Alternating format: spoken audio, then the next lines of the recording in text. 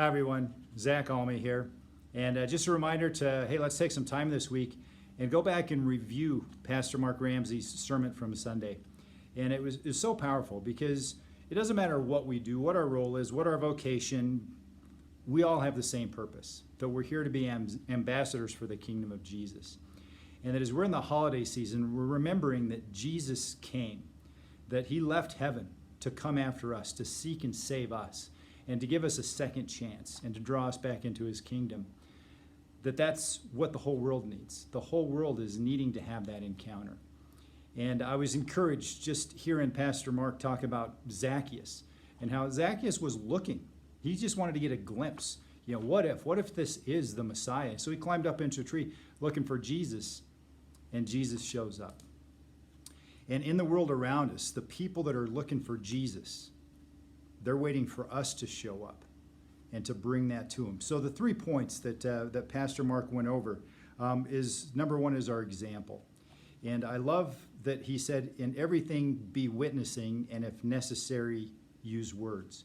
And that we don't have to be eloquent, we don't have to be theologians, we don't have to have all of the apologetics down to be able to reflect Jesus to somebody. But we can show up.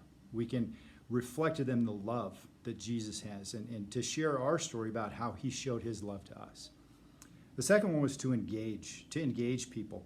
And it's one of the things in my profession for a lot of years, I recognized that if I could find some common ground with somebody and develop some rapport, that all of a sudden now that relationship was one that was going to be mutually beneficial, that I was going to be able to serve them and to bring something that they needed, and they were going to make my business grow and thrive and become prosperous and have a greater impact in my community. So it's engaging with people, it's finding that common ground, and even if you're an introvert, like 70% of us are, asking questions about them, finding out something, and then kind of going, ooh, I can relate to that, and establishing that rapport, that's going to engage them. And then it makes it a whole lot easier, less awkward to have a conversation from that point.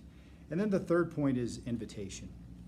And that invitation is such a critical part. People are oftentimes, especially in the last 2.5 years where we've been disengaged from people, just looking for somebody to say, hey, why don't you come and just hang out? Why don't you come to my house? Why don't we go for coffee? Or why don't you come to the Christmas service and just hang out?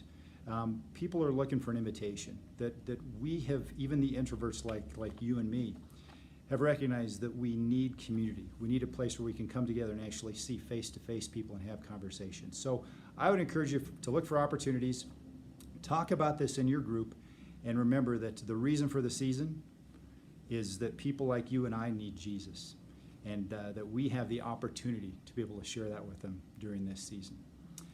With that said, I also want to start getting you to think ahead to 2023.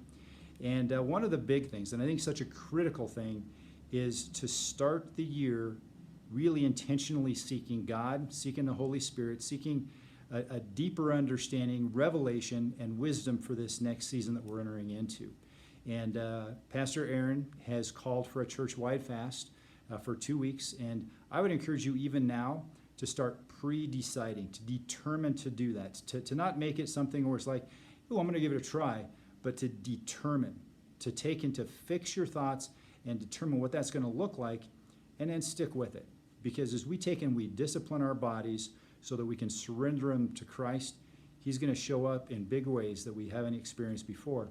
And we're going to be able to start 2023 having a greater impact for our world, to change the world, to show our world the goodness and the greatness of God. So I hope that'll inspire you to spend some time with your family, spend some time with your life groups, take and remember why we're here, and start getting ready for the fast in 2023. Love you guys. We'll be in touch. Bye now.